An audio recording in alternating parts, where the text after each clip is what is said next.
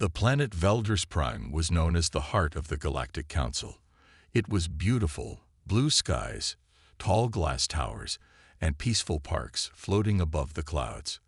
The alien leaders believed it was safe, untouchable, too deep inside Council space to be touched by war.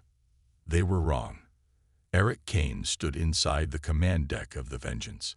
His eyes were locked on the screen showing Veldris Prime from orbit. The planet looked peaceful, calm. But Eric remembered the screams from Earth. He remembered his sister's voice crying over the comms before her station fell. He remembered what the Council said about humans. Unfit, emotional, primitive. Now it was their turn to feel helpless. All strike teams ready? Eric asked. Yes, Commander, replied Mara. She wore black armor, and her voice had no fear. Weapons charge. Ground pods loaded. AI says the city's defense grid still believes it's under peacetime protocol. Perfect, Eric said coldly. Let's teach them what real war looks like. On the surface of Veldris Prime, Council leader Veldris was giving a speech. Cameras floated in the air, broadcasting his words across thousands of systems. We will not bow to fear. These human ghosts are nothing more than old pain trying to survive in a galaxy that has already moved on. The Council is united. Our power is unmatched. The sky screamed. A high-pitched sound pierced the air, followed by black fire raining from above.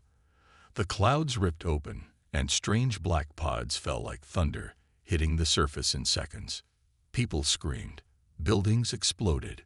Defense drones powered up, but too late. From each pod, a human warrior stepped out, fast, quiet, merciless. They wore no flags. Their eyes glowed red behind their helmets. And they didn't speak. They simply moved through the streets, planting bombs, hacking systems, and destroying targets with deadly speed. Inside the Council hall, panic broke out. They're here, humans, on the surface. General Krovar pulled Veldris behind cover as explosions hit nearby towers. We have to evacuate now. Veldris's face turned pale. This is impossible. They shouldn't have made it this deep. They didn't just make it, Krovar said, dragging him toward the emergency tunnel. They planned this for years. Back in orbit, Eric gave the next command. Begin the fire signal. From the Vengeance, a single beam of red light shot into the sky and split into thousands of smaller lights. These weren't bombs. They were messages. Across the city, each building's digital walls were hacked and turned red, displaying one terrifying sentence. This is for Earth. The aliens stopped in their tracks, even those not fighting.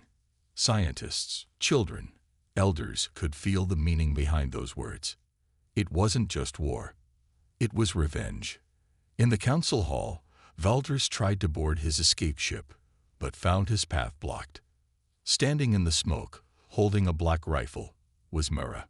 Her armor was scratched, and her helmet was cracked, but she didn't shake. She stepped forward, her voice calm. You don't remember Novaria, do you? Veldris blinked. What? You gave the order, Mara said. Novaria was a human colony. My home. We begged for help. You sent fire. Real fear appeared in Veldris's eyes. I was just following military law. Mara raised her weapon. So am I. A single shot echoed. The Council's highest voice went silent. Outside, the fires spread across Veldris Prime. Towers that once held Council records, alien art, and old laws of peace fell one by one. The humans didn't stay long. They didn't need to. They had made their point. Before leaving, Eric sent one final transmission across the planet's frequency. Every living being heard it. This was only one world, one voice. We are many. We are not coming to make peace. We are coming to remind you what peace cost us. If you laughed at us once, you will beg us next. And then, just like that, the human fleet vanished into dark space. Later, across the galaxy, word spread. Veldris Prime, the Council's jewel, had burned in one night. The Council leaders were dead or missing. The buildings were ash, and everywhere on the walls, in red paint or burned marks, was a single message. This is for Earth.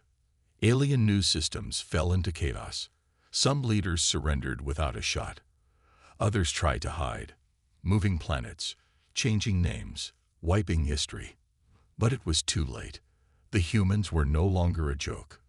They were a storm, a shadow, and they were not finished yet. The sky was red over Noveria, the last human colony. The sun was setting, but the people weren't watching it. They were running, screaming. The alien ships had come.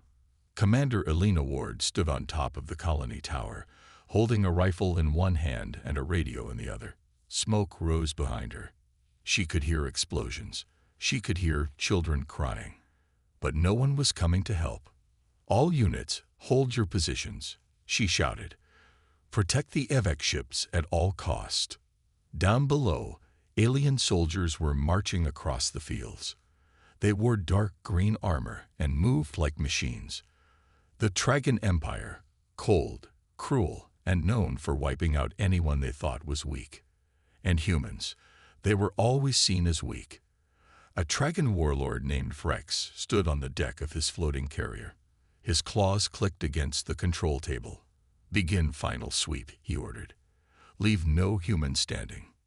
One of his officers laughed. "They still fight like they have a chance." "They're just rats in a box," Vrex replied. "They don't even know they're already dead." Inside the colony, a young technician named Jace ran through the smoke-filled corridors. He carried a small metal box with blinking lights. Inside it was a DNA chip, a record of every survivor, every plan, every secret. He turned a corner and almost tripped over a child. A girl, no older than 6, was crying, alone, holding a stuffed bear. Jace knelt down. "Where are your parents?" She shook her head, tears on her face. Jace looked around. No one was coming. No soldiers. No medics. He took her hand. "Come with me. We don't have much time." Outside, Commander Ward saw the defense lines breaking. Her soldiers were brave, but tired. Too few, too late. She raised her radio. "Command to Arc Ship 1. Prepare for immediate launch. We can't hold any longer." "Confirmed," the voice replied. "Final engines online." Jace and the little girl reached the hidden launch chamber. Inside was a small stealth escape pod. Not much, but it could travel far if undetected. He placed the DNA box inside. "This has to reach them," he whispered. He looked at the girl. "What's your name?" She wiped her eyes. "Mara." "Okay, Mara. You're very special. You have to be brave now." He strapped her in, closed the door, and pressed the launch button. The pod shot upward silently, hidden behind the chaos in the sky. Trigon soldiers blasted into the control center. Jace stood with empty hands. They didn't even ask questions before shooting. From his ship above, Warlord Vrex watched the flames spread. "Another useless rock burned," he said. One of his advisors held a report. Only a few hundred humans were found here. No real resistance. No technology. Just another forgotten world. Vrex grinned. "Send a message to the Council. Humanity is finished." Far away, in the black edge of space, the small escape pod floated silently. Inside, Mara looked out the window. She saw nothing but stars. Her bear was in her arms. Her eyes were tired but calm. A soft voice spoke from the ship's system. "Destination locked. Safe zone. Hidden Sector 14." Deep in a hidden sector, a space station sat cloaked in darkness. No lights, no signals, no signs of life. Until a soft beep lit up a single screen. A figure in a black coat leaned forward. His face was partly metal, partly human. His eyes glowed. He saw the message. "Package delivered. Human child en route." He pressed a button. Lights turned on across the station. Other shadows began to move, humans in armor, with cold eyes and quiet anger. The man smiled. It has begun. He turned to the others. Prepare the fleet. In the far reaches of Sector 9, a Tragan cargo ship named Glider Fang drifted through deep space. The crew was relaxed. It was a routine delivery, nothing dangerous, nothing strange. Captain Craig, a fat, lazy officer with yellow teeth, was finishing his third meal. Humans were funnier when they begged, he joked to his crew. They all laughed. Too bad they're gone, one replied. Good riddance, another said. But none of them noticed the blinking red dot on the long-range scanner. It appeared, then disappeared, then moved. Fast. Inside the dark, cold command room of the Glider Fang, the lights began to flicker. A strange hum filled the air. Captain, the pilot called. Something's out there. Big, silent. It's not showing up on full radar. Craig wiped sauce off his lips. A rock maybe. The pilot zoomed the scanner in. It's a ship, but it has no heat, no ID, and it's closing in. Before anyone could react, the ship jolted hard. Lights exploded. Power systems went dark. In seconds, a hole was blasted through the cargo bay, and shadows dropped inside. Silent, fast, deadly. The Tragan crew didn't stand a chance. The last sound recorded was a scream and a deep human voice. For Noveria. The next day, the Council of Galactic Control received a message. It was a blurry video, taken from the crashed Tragan ship's black box. The video showed armored figures with glowing blue visors slicing through the crew like ghosts. The Tragan warriors didn't even fight back. They were overwhelmed. Council leader Slarvik looked at the screen, confused. Play the last frame. The screen showed a symbol, a silver earth. A single word appeared under it. Remember. Everyone in the room was silent. This must be a trick, one councilman said. Pirates trying to look like humans. No, whispered General Croven. I fought humans during the War of 8 Systems. That's their fighting style. That's them. But they're extinct. Maybe not. In a hidden asteroid field, deep beyond known space, a ship floated like a shadow. Its name was the Vengeance. Inside, Mara, now older, around 16, stood in a dark training room, her hands covered in sweat, her face calm but strong. A tall man in dark armor watched her.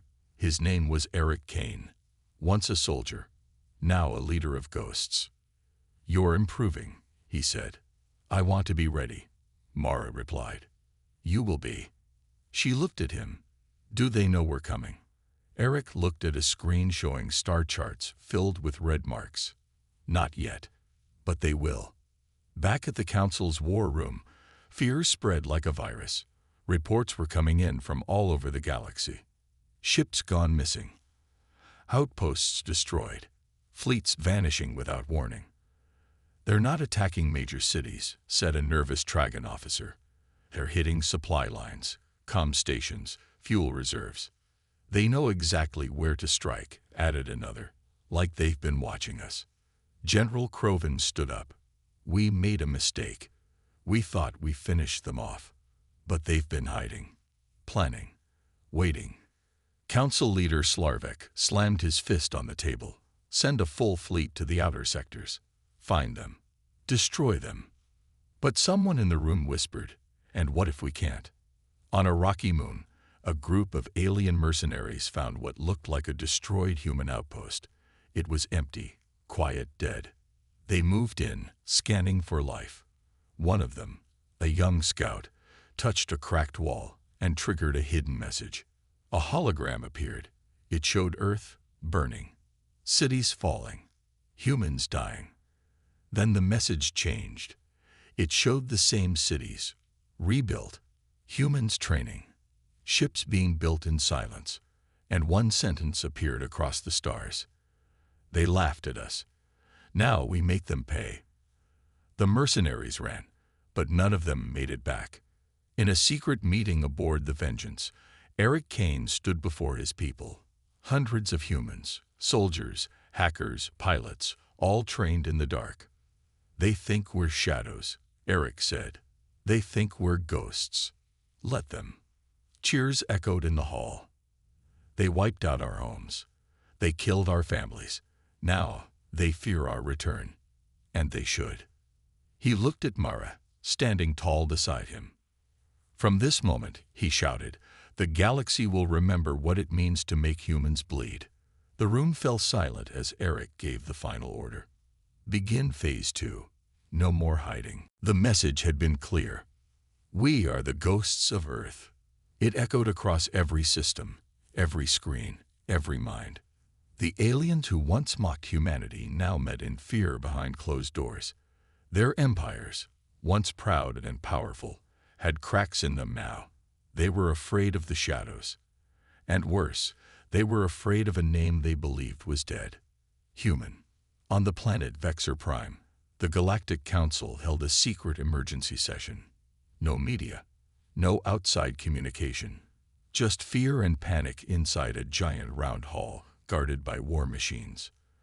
"They are not a military," barked General Tarl of the Krax Empire. "They are ghosts, terrorists. We crush them." General Crover stood slowly. His face showed no fear, only memory. "They're not ghosts," he said. "They are trained. They follow a code, a very old one." Council leader Valdris narrowed his eyes. "What code?" Crovar turned to the main screen and typed one word. "No mercy. No masters. No surrender." The room went cold. That, Crovar said, was the final war code of Earth's secret units. It was used only when humanity had nothing left. Valdris leaned back in his seat, his voice dry. "Then we truly have a problem." Far from any known map, deep in an unmarked sector of space, the human fleet moved like a whisper. Not many ships, just 5. But each one was deadly. Modified. Silent. Black. They had no flags, no national borders, no leaders. They had one mission: make the galaxy remember Earth. Eric Kane stood at the head of the war table inside the ship Vengeance. His eyes scanned a glowing map of alien supply lines, ship routes, and weak spots.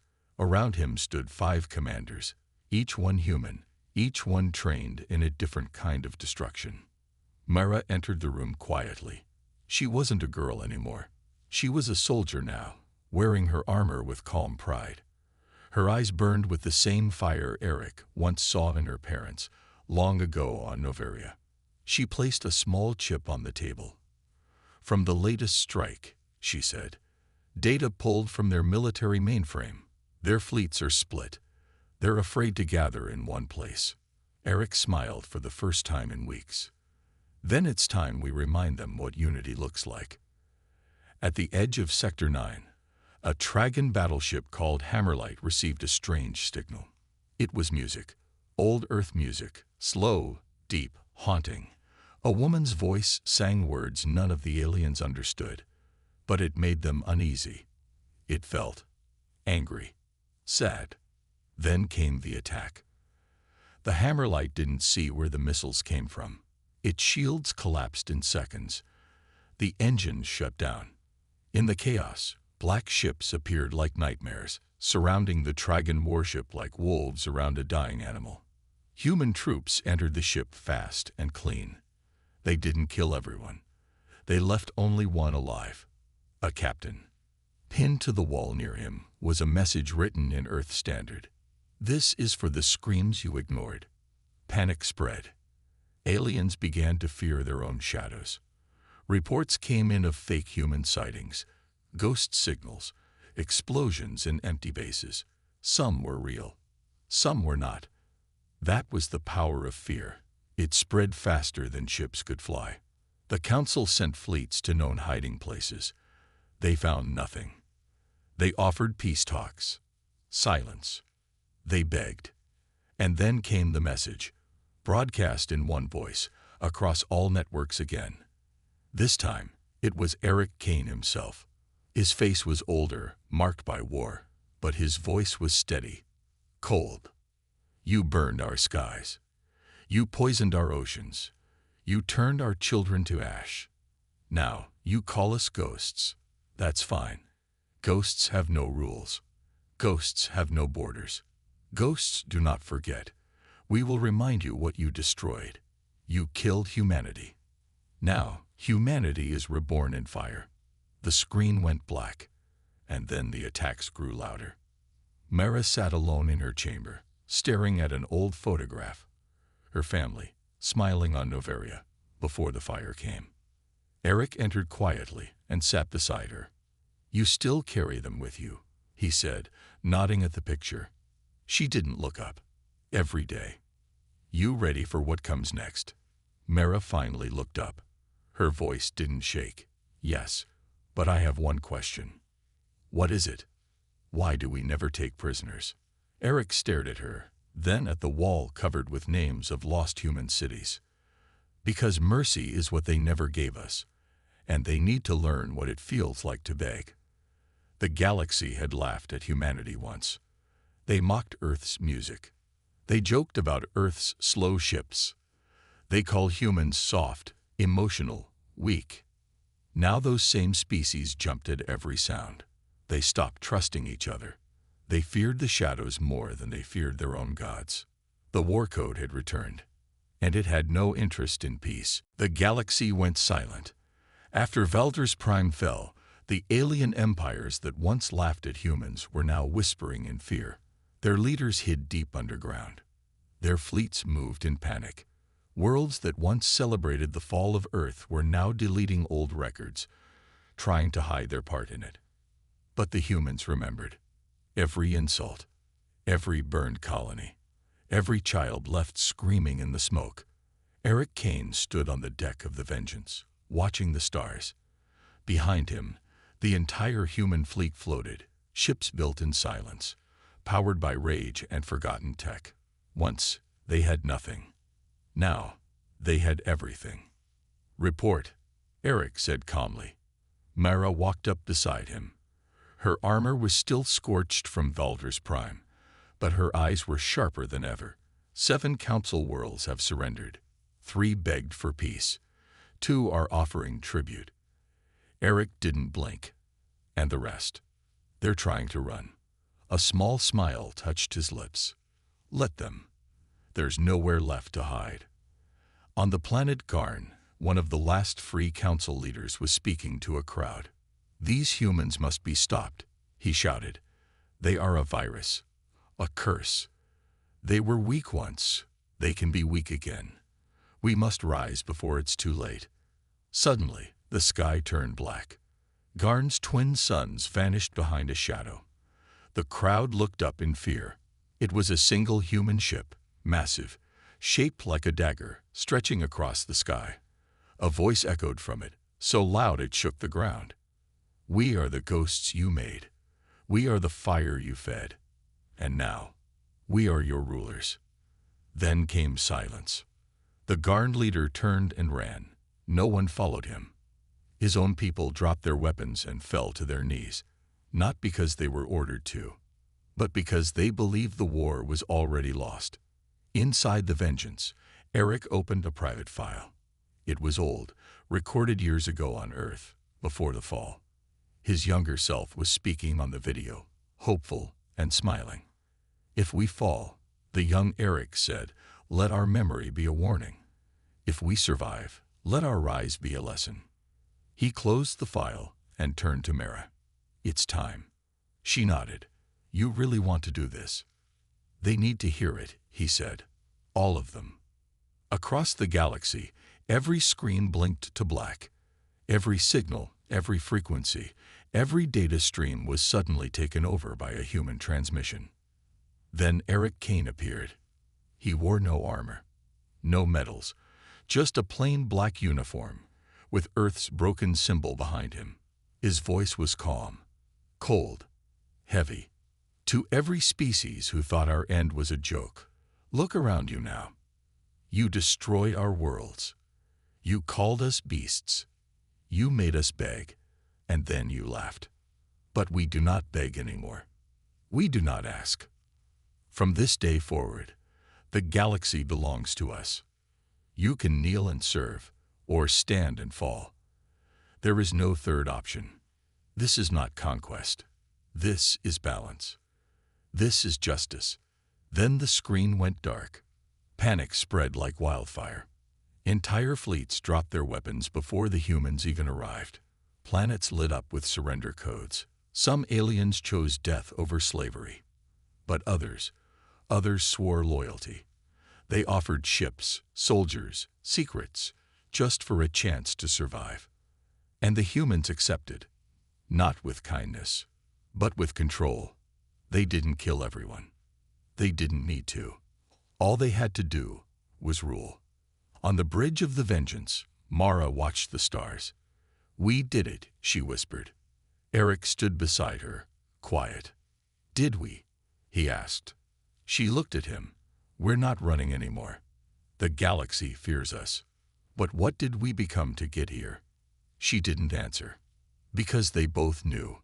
They had become the thing they once hated. Not victims. Not rebels. Not even survivors. They were now the new kings of the stars. And kings do not ask for peace. They command it. On a forgotten moon, hidden in the shadows of a broken system, a child looked up at the sky. He saw a falling star. His mother pulled him close. "Don't wish on that one," she whispered. "That's not a star. That's them. The humans." She nodded, her eyes filled with fear. "If you see their ships, don't run. Don't speak. Just kneel."